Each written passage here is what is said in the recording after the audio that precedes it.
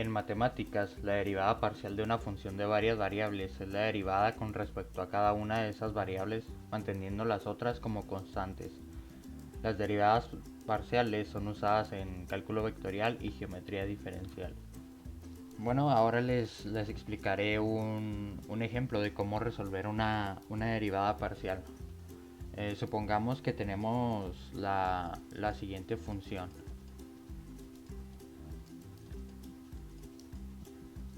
F de x, y es igual a 3x cuadrada más 5xy menos 7y cuadrada más 1, por ejemplo. Ok, sabemos que para resolver una derivada parcial tenemos que derivar conforme a las variables. Por ejemplo, primero derivaremos la con, con respecto a x. Sí, entonces sabemos que cada variable, o sea, si vamos a derivar con respecto a x, la variable y va a actuar como una constante. Entonces esta de aquí sería una constante, esta también, sabemos que el 1 pues también, y incluso este 5, el 3 también es una constante. Entonces, bueno, derivamos pues como normalmente se hace, ¿no? O sea, como una derivada normal, ¿sí? Empezamos de la derivada de 3x cuadrada pues sería 6x, luego sería el más 5, ¿sí? Aquí se agarra la y también junto con el 5 porque pues los dos son constantes, ¿sí? Y aquí se multiplicaría por la x, ¿no? Derivando. Entonces quedaría igual, más 1. Entonces, por 1, perdón. Entonces ya sería más 5y. Y luego derivar el menos 7y al cuadrado, pues sabemos que como es una constante, pues da 0. Y el 1 pues también sería 0. Entonces el resultado sería el siguiente.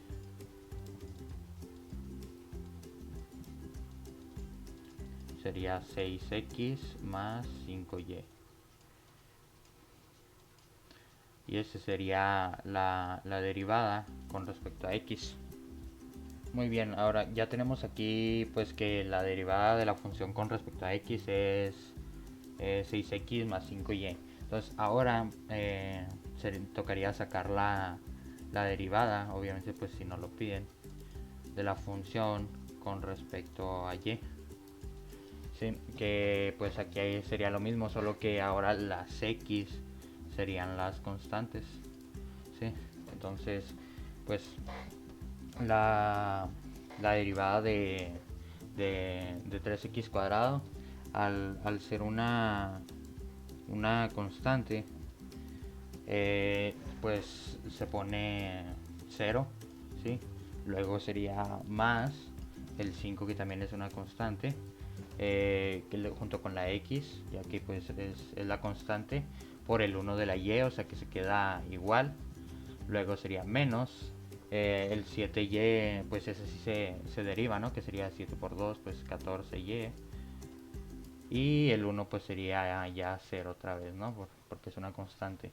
Entonces el resultado sería la derivada de la función con respecto a y es igual a 5x menos 14y. Y esa sería la derivada de la función con respecto a y. A continuación yo voy a hablar acerca del tema de límites y continuidad. Para explicar este tema me gustaría definir ambos conceptos empezando por el de límites. El límite de una función es el lugar hacia el que se dirige el valor de la función f de x cuando la variable independiente x se aproxima a un valor determinado. Dicho otra forma, sea f de x una función si cuando x recibe valores tales que x tiende a una constante c, tendrá como consecuencia que f de x se acerque a valores de una constante a, es decir, que tienda a.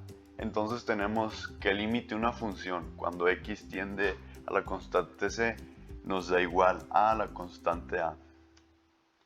Ahora, si hablamos de la continuidad, intuitivamente podríamos decir que una función es continua si podemos dibujarla sin levantar el lápiz de la hoja. Sin embargo, en lenguaje matemático, lo anterior se expresa de la siguiente forma. Una función f es continua en x igual a, que es una constante, si cumple con lo siguiente. Número 1, que la función evaluada en el punto A exista. Número 2, que el límite de la función cuando x tiende a debe existir también. Y número 3, que la función evaluada en el punto A sea igual al límite de la función cuando x tienda a. Si alguna de estas tres condiciones no se cumple, se dice entonces que la función f es discontinua en A. Para aclarar esto, me gustaría presentar algunos ejemplos. En el primero nos piden determinar el límite de esta función cuando x tiende a 2. Al realizar las operaciones nos va a dar como resultado que esto es igual a menos 1. Entonces, para determinar si la función es continua, nosotros lo que debemos de hacer es evaluar la función en el punto 2. Al hacer las operaciones nos va a dar de igual forma que va a ser igual a menos 1. Por lo tanto, podemos concluir que el límite de la función cuando x tiende a 2 y el valor de la función cuando x es igual a 2 son iguales. Se dice que la función es continua en x igual a 2. Ahora vamos a tomar otro ejemplo, que en este nos pide determinar si la siguiente función f(x) es continua en x igual a 2. Bueno, para determinar si es continua, como comentamos anteriormente, la función evaluada en el punto 2 debe ser igual al límite de la función cuando x tiende a 2, además de que ambos deban existir. Para determinar si la función evaluada en el punto 2 existe, debemos evaluarla en esta función de 6 menos x cuadrada, porque esta nos dice que toma valores de 2. Entonces sustituimos y esto nos da como resultado 2, que esta sería la altura de la función. Después, para determinar si el límite cuando x tiende a 2 existe, debemos de evaluarlo tanto por la izquierda como por la derecha.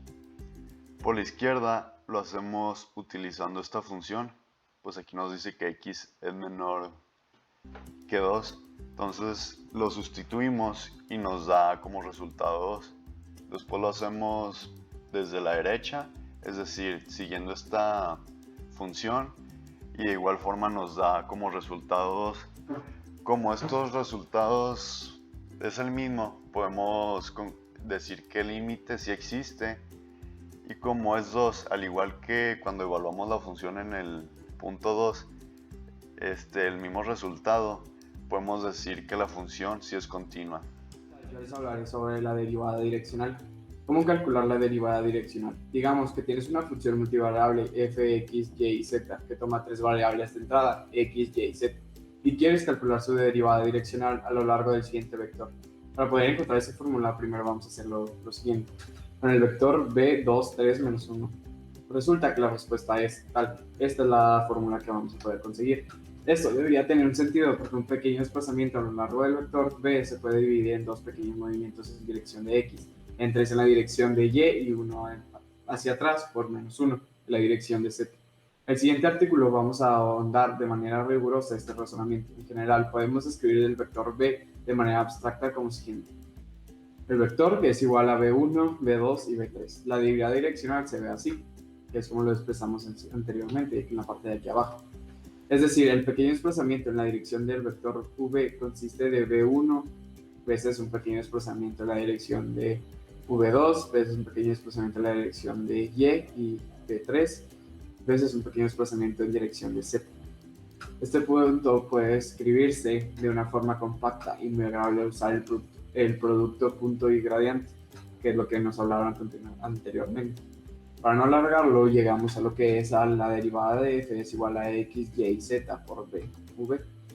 Es por esto que la notación derivada de v es tan sugestiva de la forma en la que calculamos la derivada direccional. Derivada de un vector f es igual a bf por el vector. Tómate un momento para disfrutar del hecho de que una sola operación, el gradiente, contiene suficiente información para calcular la razón de cambio de una función en cualquier dirección posible. Esas son muchísimas direcciones: izquierda, derecha, arriba, abajo, noroeste, 34.8 grados en sentido a las manecillas del reloj a partir del eje X. Eso nos quiere decir que podemos encontrar cualquier dirección que nos quieran que obtengamos. Aquí les voy a poner un ejemplo. Echen un vistazo a la siguiente función.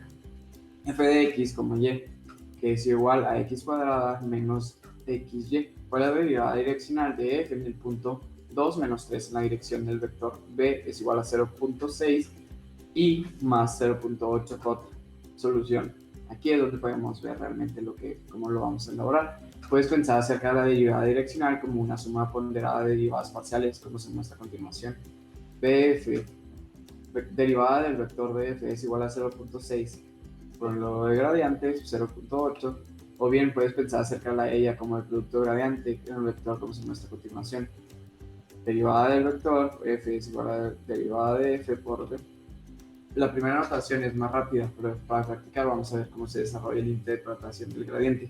Comenzamos por calcular el propio gradiente, que aquí lo que obtenemos es el 2x menos y sobre x menos x. A continuación se sustituye el punto xy con los valores que se nos da desde un inicio en la pregunta, ya que este es el punto que el problema nos está preguntando.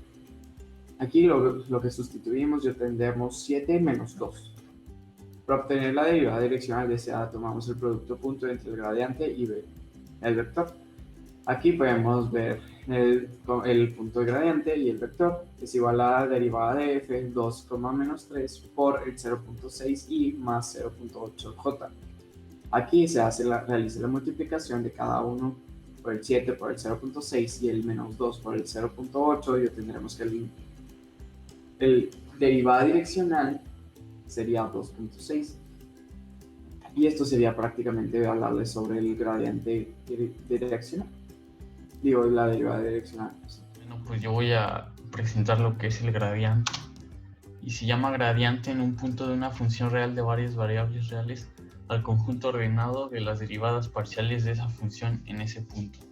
Por tanto, el gradiente de una función f de x, y y z en el punto x0 y y0 es igual a derivada parcial con respecto a x, derivada parcial con respecto a y derivada parcial con respecto a z.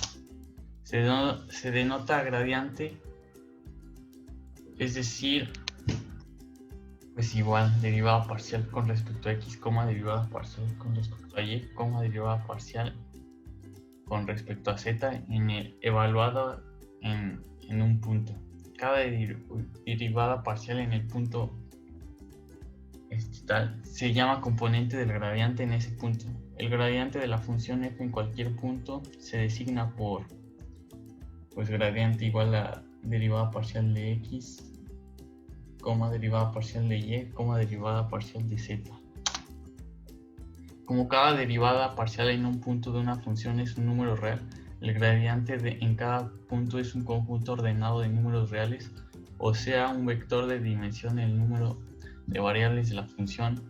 Así, gradiente es un vector de dimensión 3 en cada punto, por eso el gradiente de función x, y, z se escribe también así: gradiente igual a derivada parcial de x en el componente y más derivada parcial de y en el componente j más derivada parcial de z en el componente k. Y vamos a ver un ejercicio para que quede todo más claro, que sería determinar el gradiente función x, y, z igual a x cuadrado y z menos x, y, z al cubo en el punto 2, menos 1, 1. Ejercicio. Entonces lo primero que vamos a hacer es sacar las derivadas parciales respecto a x, y, z. La de x es igual a, con respecto a x sería 2x, y, z menos y, z al cubo. Eso sería. La de y quedaría x al cuadrado. Quitamos la y porque pues es con respecto a y, entonces x al cuadrado c por z menos x z cúbica. con respecto a z sería x al cuadrado y menos x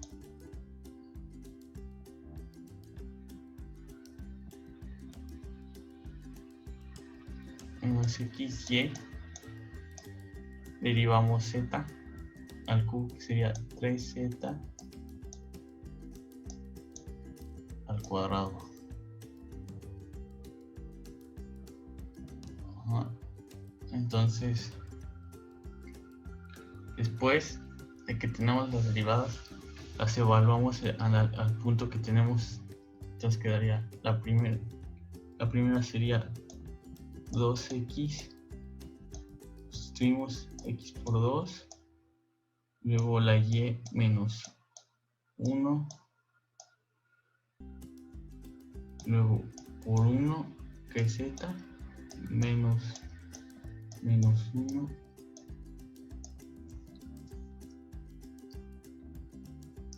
por 1 al cubo. Y esto es igual a, aquí en la primera nos da menos 4,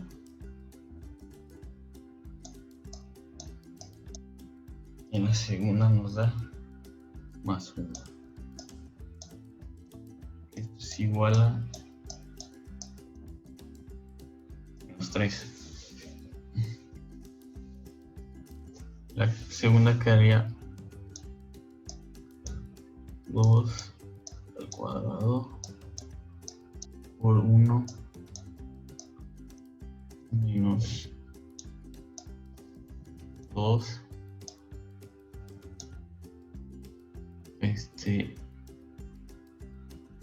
por 1 al cubo.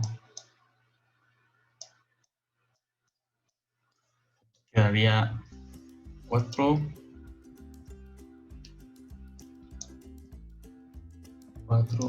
menos 2 igual a 2. Y la última derivada sería 2 al cuadrado por menos 1 menos 2 por menos 1 por 3 multiplica a z, que es igual a 1 al cuadrado. Aquí nos da menos 4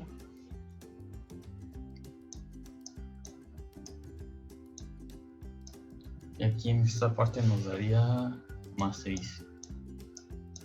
Esto es igual a 2. Y ya terminaríamos de evaluar nuestras derivadas. Y lo único que ya faltaría es escribir nuestro gradiente, que sería igual, gradiente sería igual a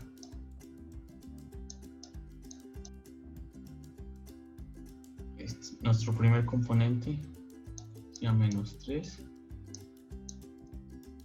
y nuestro segundo componente es igual a más 2j más 2k, y ya es el resultado y terminamos. Y hoy les Gracias. estaré hablando sobre el teorema de Taylor. Primero que nada les voy a empezar explicando que este es un teorema que nos sirve para aproximar a cualquier tipo de función por funciones polinómicas. Por ejemplo, aproximar coseno de x cuadrada por una función polinómica. Entonces muy útil en casos de físicas y matemáticas, ya que nos permite resolver mejor un límite que nos daba indeterminado con la función. Después me gustaría explicarles qué es la hipótesis y su fórmula.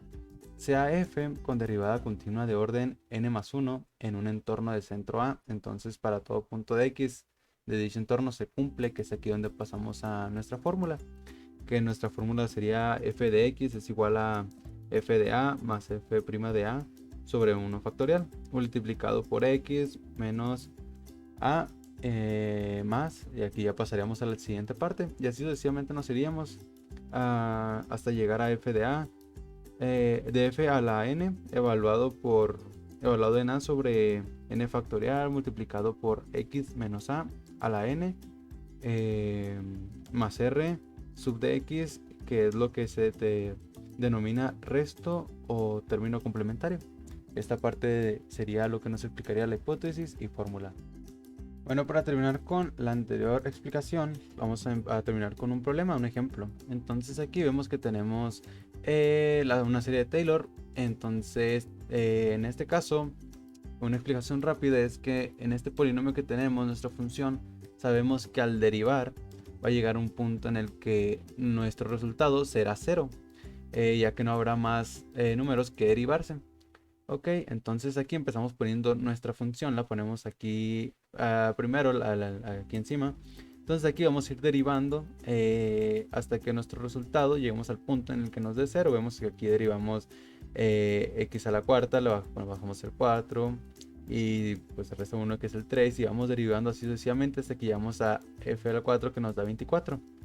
Aquí nuestra siguiente derivación ya sería 0, ya que pues, como sabemos los números sin funciones se pasan a eliminar. Entonces obtenemos que f a la cuarta es nuestra última función con un número utilizable, que no es 0 para ser más exactos.